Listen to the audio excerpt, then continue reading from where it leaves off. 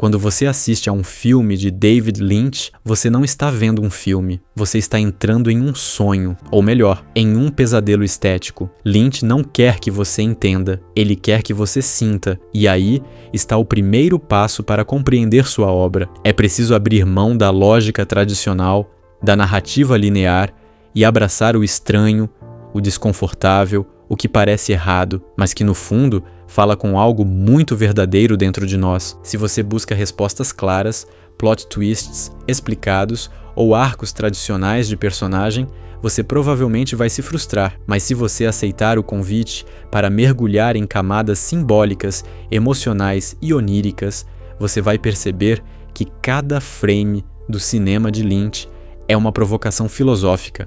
David Lynch é um diretor que transforma a linguagem cinematográfica numa linguagem da alma, e por isso ele é tão difícil de ser rotulado. Seus filmes não são sobre histórias, são sobre estados de espírito. No universo lynchiano, cada som, cada olhar, cada pausa diz mais do que 1000 palavras, e o silêncio, muitas vezes, grita mais alto do que qualquer diálogo. A pergunta certa talvez não seja o que isso significa, mas sim o que isso me faz sentir, e essa mudança de perspectiva é essencial para entender o que ele quer nos mostrar. Se você aceita esse pacto, então siga adiante, porque o cinema de Lynch não é um mapa, é um espelho. Lynch constrói seus filmes como se fossem quebra-cabeças, mas não entrega todas as peças.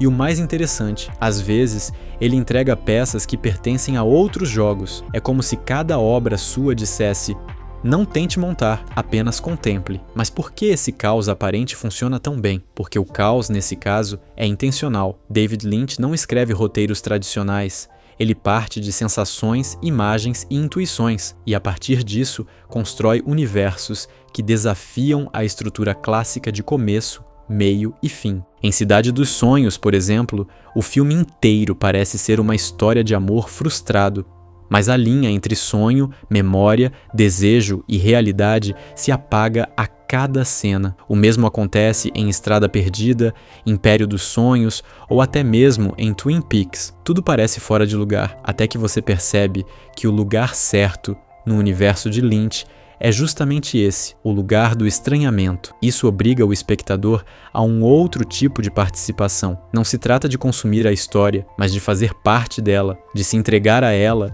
como quem entra em um labirinto e sabe que talvez nunca encontre a saída. Esse desconforto é, na verdade, uma forma de libertação, porque nos tira do automático, nos obriga a pensar com o corpo, com o medo, com o instinto.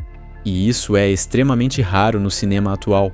Lynch não quer que você entenda seus filmes no primeiro olhar, ele quer que você volte a eles, que pense neles dias depois, que algo te assombre no meio da madrugada. É isso que o torna único.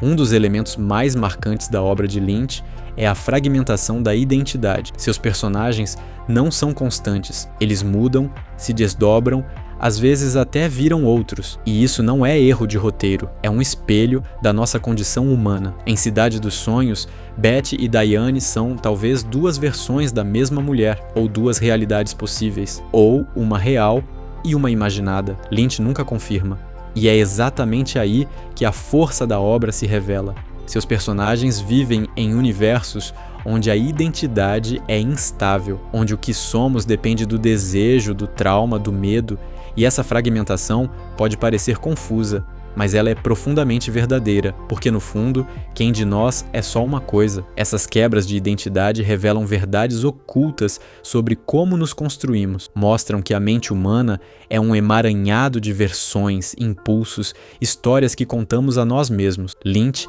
transforma esse conflito interno em imagem, em som, em gesto, e isso é o que faz com que seus personagens, por mais surreais que sejam tão humanos. Eles erram, se perdem, tentam entender o mundo, mas acima de tudo, tentam entender a si mesmos. E falham, como a gente falha também, mas continuam tentando. No universo lynchiano, ninguém é 100% vilão ou herói. Todos estão presos a algo que não compreendem totalmente, e é isso que os torna reais. O som, no cinema de Lynch, não é só trilha sonora, é linguagem, é atmosfera, é tensão pura, Ele trabalha o áudio como se fosse um segundo roteiro, ruídos de máquinas, sussurros, zumbidos, sons metálicos.